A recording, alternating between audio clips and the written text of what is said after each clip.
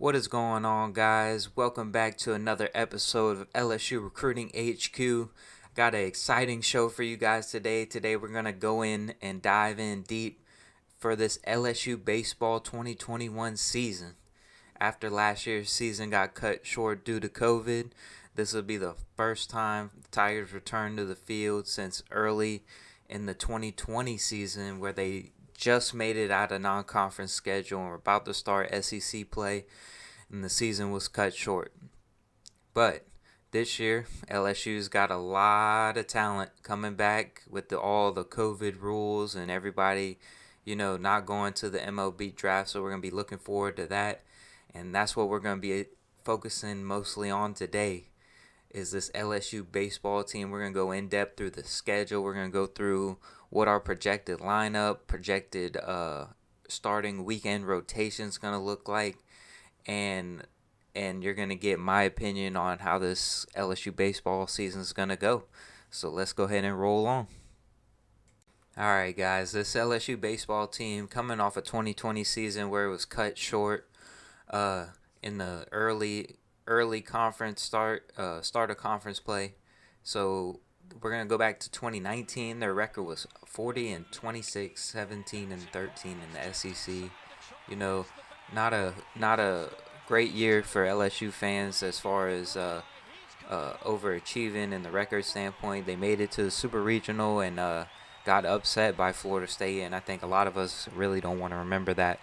But looking into this 2020 season, obviously it was cut short, but they were showing a lot of promise, a lot of young talent coming up. Going into this year, though, losing your Friday night guy and losing your best hitter, Daniel Cabrera, Cole Henry, both of those guys went to the MLB draft. So you have a lot of stuff to make up for this year. But I mean, if you guys have looked at any of these freshmen that have come in and throughout fall and throughout the winter season and practices and all that stuff, and you see whose names popping up on Twitter of the guys that are going to these games and the StatCast of LSU baseball. If you don't follow them on Twitter, I suggest that you do that. That's a great account showing the exit velos from practices and letting everybody know who's hitting the ball hard. One of the bright spots coming back for sure is definitely going to be DiGiacomo out there, and I believe he's going to play center field this year. Last year was hitting well over 400 at the cutoff point of the season, and the year before that hit 351. And so, I mean, that's a guy right there, top of your lineup guy. Can make a big difference with his speed in the outfield, and he's going to be joined out there with Dylan Cruz, who is a stud freshman. Paul Maneri has been on record talking about this kid day in and day out, like he's the next guy, like he's the next Bregman, he's the next Josh Smith, players like that just make an immediate impact and will make a difference in this lineup. They say there is a lot of swing and miss in his bat, and you're going to get probably freshman ups and downs, obviously, from your first year playing college baseball, making that transition. But the potential for this kid is unreal. So looking forward to seeing how he plays this weekend. In left field, that one's kind of up in the air. There's a handful of guys out there. A lot of people are talking about Cade Beloso moving out there. Another big hitter, played first base last year for the Tigers. And that position's kind of up in the air. That whole left side of the field right now, besides shortstop, I think Colin Cranford's got that locked up as far as just because his glove is you can't take that off the field. If he can give you anything at the plate, I mean, that's a bonus, but he's really there for defense. And third base is up in the air as well. You have a couple freshmen trying to battle that out and see how that's going to work out. You have Bianco taking reps at third and left field also. My opinion, probably Will Safford, the freshman, is gonna step in and play third base. If I had to put a roster together right now, he'd be playing third base for me, and I'd have Cade Beloso in the outfield. Heard he's been making tremendous strides out there playing outfield. He's a big guy, but he's always been kind of athletic. And then last year's biggest surprise to me, and probably the biggest potential I think on the team to have a big year this year is Cade Doughty. I mean, what we seen from him last year? As a freshman, you seen the pop, you seen the power coming from his bat. All right, plays good second base, can make consistent contact with the ball, and that's what we're looking for. He's not he is a strikeout guy where he is gonna struggle at times, but I mean, in 54 plate appearances in 2020, he had 278 with a 365 on base percentage, 2 home runs. So I mean, that's pretty good, and so you can only build off of that. After missing this whole year, putting in all this work, and he solidified that spot at second base, I believe, and I don't think anybody's messing with him. Another freshman from last year that everybody's excited about is Alex Milazzo. The bat started to come around, I thought, later in the year last year, towards the end of non-conference, going into SEC play. The bat started to come around. I mean, he struggled. He struggled mightily to start the season, no doubt. But if we're talking about a lockdown, this is your lock. This is your Derek Stingley. He's on the corner by himself, catching back there, and he's gunning guys out left and right. As LSU baseball fans know and well, there were problems in the past few years with catching, as far as being able to throw runners out and be able to hold runners on. This guy eliminates all of that. All of that. Pitchers, feel a lot more comfortable with him. He's great at receiving, and he is just a great all-around defensive catcher. And I believe the bat's gonna come. Eventually, the bat is gonna come. This is another guy like Collar Cranford, where you're not expecting him to go out there and hit 350, 10 home runs. I mean, he's not your star player. Obviously, we would all love to see that, but that's not a realistic expectation for him. He's there for one reason right now, and one reason only, and that's because he can catch, and he can handle this pitching staff, and he can handle the running game, and he puts an end to all of that. And he makes his pitchers feel a lot more comfortable when he's out there catching. But like I said, batted only 186 last year, hit a home run in 43 plate appearances, but he is definitely a guy that he could take it to that maybe like 270 level, and the power is definitely something that we seen last year. I mean, he hit in the Shriners Classic last year in Houston. I mean, he hit a missile off the train. I mean, so the potential's there for that, and personally, he's one of the guys I'm looking forward to seeing most, to see how he takes that jump from freshman to sophomore. I believe he's going to do a great job behind the plate. And then at first base, we got another freshman coming in, Trey Morgan. Paul Maneri has been like goo goo gaga over this kid's defense. I mean, lockdown defense at first base. I mean, when you come in and you move what is Cade Beloso? It's been a 2-year starter. You move a 2-year starter at first base to left field because this kid coming in is just that good. I mean, that should tell you something right there. So Trey Morgan, he's a big power guy coming out of high school, big power guy, a lot of swing and miss in his bat as well. But you can definitely see the potential with him too. And having a guy at first base that all your infielders trust is another big thing. He could be somebody who fills out the bottom of the lineup, but then comes through at the end of the year, finishing strong, kind of like Zach Watson.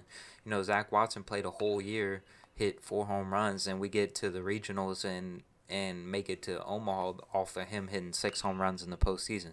So that could be a guy like Trey Morgan who could step up like that and really carry this team down the stretch once he gets his feet under him. The reserves, you have a incoming freshman, Jordan Thompson, number 53 overall recruit in the Perfect Game website. He'll be a big contributor off the bench. You got guys like Mo Hampton out there still battling for that left field spot. Also battling will be Drew Bianco. His bat hasn't come through as far as average is concerned. We're still waiting on that. But you can definitely see that, the son of Mike Bianco at Ole Miss, he's got potential. So we'll see how that battle at left field and third base shakes out, and we'll see how everything goes as far as that's concerned. All right, next thing we're gonna jump into after that, we're gonna talk about these pitchers, man. These pitchers, the the pride of this team definitely begins and ends with this pitching staff. I mean, if you're looking at some of the names on here, you're looking at All Americans, you're looking at Friday night guys, and just all of these guys on one staff. Guys returning that I didn't think was going to return. You have Jaden Hill, looks like he's going to be leading off the weekend. And, I mean, the draft people are just, this kid's oozing with talent. I mean, high 90s, great breaking ball. I mean, this kid could easily have a great season and be the number one overall pick and push Kumar Rocker to the second pitcher taken in the draft if he has another good year. Personally, I don't think Kumar's getting off of that number one pick, but Jaden Hill is definitely a guy that you can look for and see, hey, this kid's got it. The little bit we seen of him last year was amazing, and I'm looking forward to watching him again this year. Saturdays are definitely going to be followed by Landon Marceau. Another solid pitcher, was a Saturday starter last year. Did a tremendous job in his 2 years so far at LSU, and significantly increased his velocity this past off season. So I'm looking forward to that.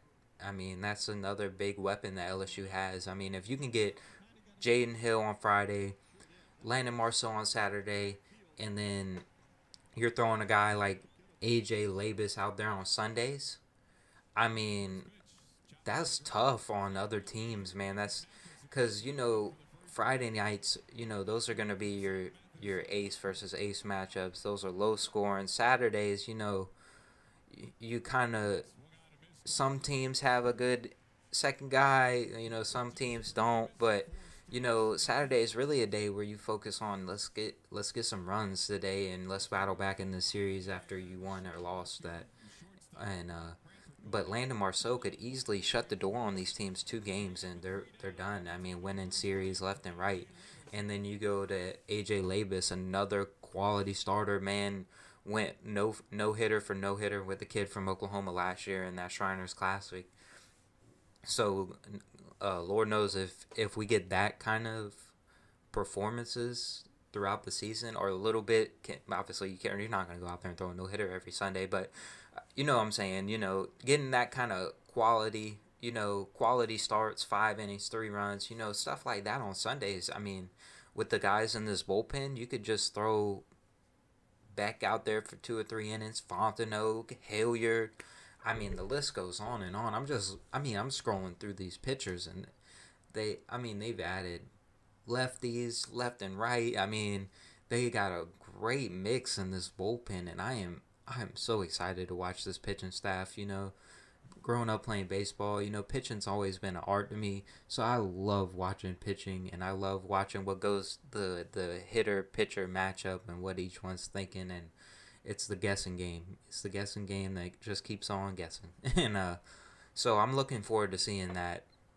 For sure, this pitching staff is going to be 100% the strong suit of this team. But it could be one of those things where, I mean, if we're looking at this team, top to bottom, you look at the pitching staff, you're going to start there, right? The pitching staff's going to dominate, all right?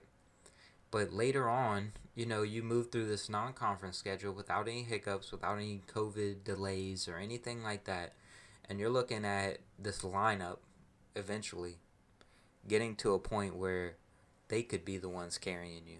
You see the potential. You see Dylan Cruz, Trey Morgan, they're coming into their own. Later on in the season, this could be a dangerous team. And this could be, I don't want to put the pressure on them, obviously, but this could be one of the best teams Paul Mainieri's ever had, just based on this pitching staff carrying the load. This offense really isn't going to have to wow you. All right, they're just gonna have to be scrappy and fight for runs, because sometimes you're only gonna need 4 runs to win a ball game, and that's what they're gonna have to do. They're just gonna have to find a way to win these tight games. They have a tough schedule. All right, they do play Vanderbilt. They dodged Florida somehow again.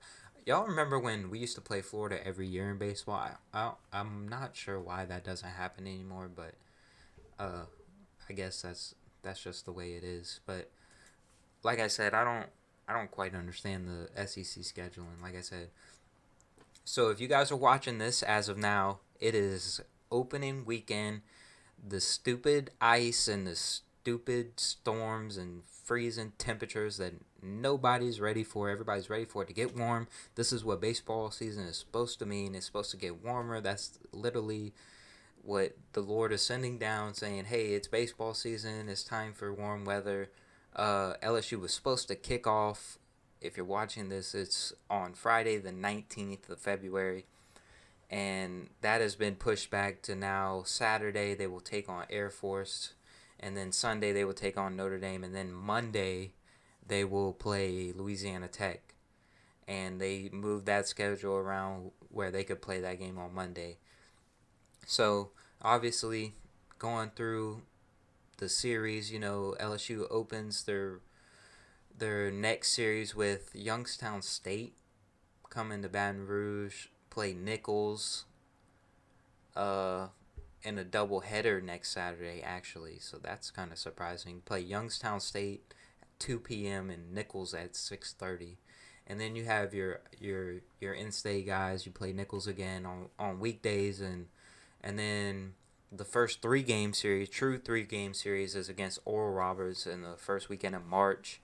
LSU should breeze through this non-conference schedule, and then you actually get to play Baylor, a team that you lost to last year in that Shriners Classic. So good, that's right before they open conference play. So that'd be a good way. They have UTSA Friday, Baylor Saturday, UTSA again on Sunday. So that's a great way to test and see where you're at that point in the season, going into the Mississippi State series, which, I mean, we all know about Mississippi State and how this rivalry is kind of building between them and LSU in baseball, and they're coming to the box this year, and if LSU could start the season on a good note and win 2 out of 3 against Mississippi State, I mean, the sky is the limit from there, because they're just going to take that momentum and just roll with it into the Tennessee series. That could easily be a sweep. Tennessee's never been a real contender in the SEC. So if you're sitting there 5-1, 5-1 going into Vanderbilt and hosting Vanderbilt, and maybe you can squeak out a win in that series too. But I mean, that is gonna be a barn burning matchup. That is the matchup I've been looking forward to. As soon as the baseball schedule came out, I seen that and I was like, I'm ready to watch Jaden Hill and Kumar Rocker go on Friday night. I could care less about any other game. I just get me to that game, because that is gonna be must see TV. They should put that game on ESPN prime time Saturday night 6 p.m. Eastern slot, because that is just going to be must watch TV, and I'm so excited to watch it. The next series after Vanderbilt, you go to Kentucky. Kentucky's never been they're a hit and miss team, but definitely playing at Kentucky could definitely throw you off there. Maybe if you're coming off a loss to Vanderbilt, or even getting swept by Vanderbilt. I mean, that could be either all right, let's get back on track, or this could be a let's build momentum type after we just got this big win. But you also look for Kentucky can easily beat you. I mean, Kentucky's always been that middle of the pack program that can sneak in a win here and there. And then you have an interesting matchup. You get to host South Carolina. South Carolina is another good team. Gonna be at the top of the Eastern, competing up there with Vanderbilt and Florida for, right now they've underachieved the last couple years, and but getting them at home, coming to Baton Rouge is a big. Last time LSU played South Carolina, I believe they got swept, so that was 2 years ago, but I'm not 100% sure on that one. So that'd be an interesting series. You hope you could take 2 out of 3 from every home series, and it's a good thing you got South Carolina and Vanderbilt at home this year. But then after that, you looking at the meat of the schedule to finish up, and you're looking at Ole Miss, which is going to be a tough series. Ole Miss is just, I mean, they just hammer baseballs all over the field, and then you host Arkansas, and then you go to Auburn, and that little stretch right there could be what makes or break LSU this season. That's 9, 10 games with the midweek, 10 games where if you can win 6 of them, probably feeling pretty good about yourself. So if you can go 6-4 in that little stretch right there, then you're chilling. You got Alabama coming up middle of May. That should be a very winnable series, and then at Texas A&M finishes the SEC slate, going to Texas A&M. So that's never an easy matchup either. But like I said, with the weekend rotation that LSU has this year, anything is possible. They're going to be in every single game. I don't expect this team to come out there and get steamrolled and by anybody. So they're going to be right up there at the top again this year. Everybody has them projected to finish fourth in the SEC West, and that just shows you how good the SEC West is this year. I mean, you have 6 teams ranked in the top 10 of in the SEC. You have Vanderbilt, Florida up there. Those are the 2 teams from the East, and all the rest of them are from the West. And if I told you LSU was a top 10 team and then they were the 4th best team in the SEC West, I mean that's absolutely crazy to think about. SEC tournament May 25th, May 30th. LSU runs the SEC tournament. They are literally the host of the SEC tournament. The SEC tournament for baseball is just like the SEC tournament for basketball is for Kentucky. LSU fans travel, they make some noise, and LSU dominates when they go to the SEC tournament. And that could be a make or break thing as well for LSU. If they're sitting on that in that 12 seed range, you go into SEC tournament, you have a great performance, boom, you're right up there hosting super regionals. All right, then obviously the format goes NCAA regional, super regional, College World Series will be June 19th to the 30th in Omaha. So that's good to know that as of right now, the NCAA hasn't made any announcements as whether the postseason will change it. But we all know how that goes with the NCAA. They're a joke. So that could change in an instant as well. But I think that's gonna wrap up my take on the season. My prediction, obviously, I have LSU finishing second in the West in the regular season. I really like this Ole Miss team. I really do. I looked them up and down, and if they can get any pitching, I mean, they're going to be a tough team to stop. On the eastern side, I'm going to take Vanderbilt over Florida, winning that side.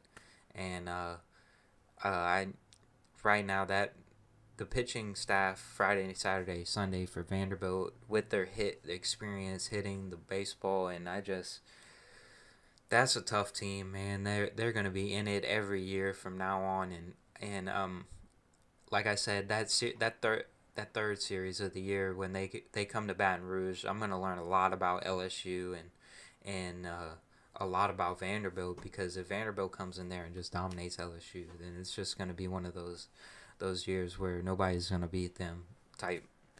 But if LSU can go in there and compete and hang in there and maybe steal a game in there, win 2 out of 3, you're looking at a team that could be in first place in the West. All right, hosting a super regional. I mean, the potential for this team is there. You see it. If they get to host a super regional, I mean, if we're getting to the point where Paul Maneri's gotta put up or shut up, man. Fans are getting tired of getting knocked down in regionals and super regionals. We haven't been to Omaha in a good little minute. So I mean, fans are waiting. They're ready. I still hold the grudge from Paul Maneri from the College World Series against Florida, and he mismanaged the pitching staff in that Florida series. But I mean, fans look at stuff like that. We haven't been to Omaha since 2017, and that's a long time for LSU. So, and everybody's waiting on that next national championship. It's been since 2009, and we're ready. And this is definitely a team that can compete for one, and we want to see it. This pitching staff is unreal, and I am just so looking forward to Saturday and watching the guys hit the field for the first time, and let's see what they got, man. And I appreciate you guys all watching the LSU 2021 preview show from LSU Recruiting HQ. If you haven't already, please go on Facebook and like and follow the page on Facebook. Go on Twitter, follow me on there.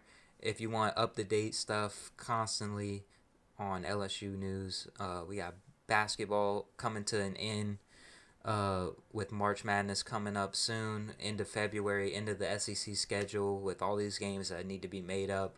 LSU's on a roll as far as basketball is concerned. We got spring practice coming up next month, and then we'll be rolling right into the end of baseball season, talking about football again. So looking forward to that. Like I said, if you haven't already, please subscribe and leave your comment underneath this video. Let me know how I did.